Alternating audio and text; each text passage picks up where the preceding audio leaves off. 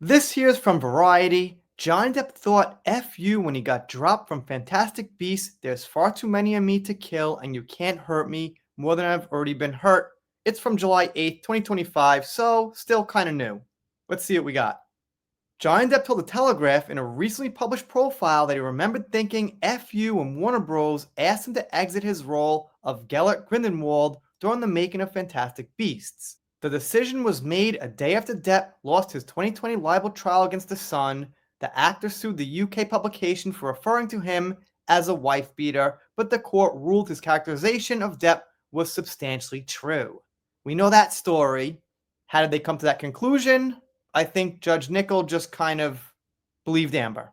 Warner Bros. Said in a statement after the verdict, Johnny Depp will depart the Fantastic Beasts franchise. We thank Johnny for his work on the films to date. In light of recent events, I would like to make the following short statement Depp wrote on Instagram at the time. Firstly, I'd like to thank everyone who has gifted me with their support and loyalty. I've been humbled and moved by your many messages of love and concern, particularly over the last few days.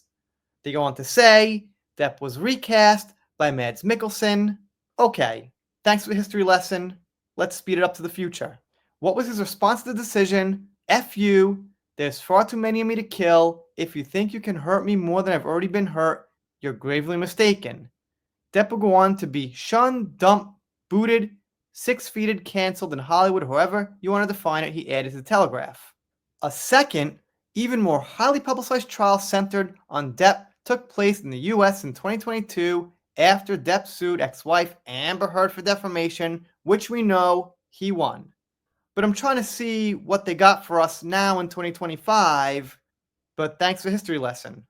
And they quote Johnny, I knew I'd have to semi-eviscerate myself. Everyone was saying it'll go away, but I can't trust that, Depp told the Sunday Times last month about the viral trial. What will go away? The fiction pawned around the effing globe? No, it won't. If I don't try to represent the truth, it will be like I've actually committed the acts I'm accused of, and my kids will have to live with it. Their kids I've met in hospitals. Yeah, that's a good point. I do recall this from the Sunday Times, but we never heard Johnny put in those words until recently. Kamal Vasquez said that at the trial, he'll have to live with it to his grave. A certain amount of people will always believe Amber, but the winning verdict in Virginia, I'm sure, changed a lot of minds for the people in the middle. Depp said he survived all the hit pieces, the bullshit that accompanied the trial, adding, look, none of this was going to be easy, but I didn't care. I thought I'll fight until the bitter fucking end.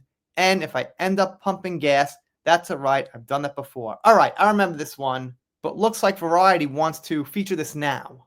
And that's it. And I'm not exactly sure what the point here of their article is. It's not really positive. It's not negative. It seems to me they're just trying to throw out this quote Johnny made that's kind of emotional and use it as a way to make him look what?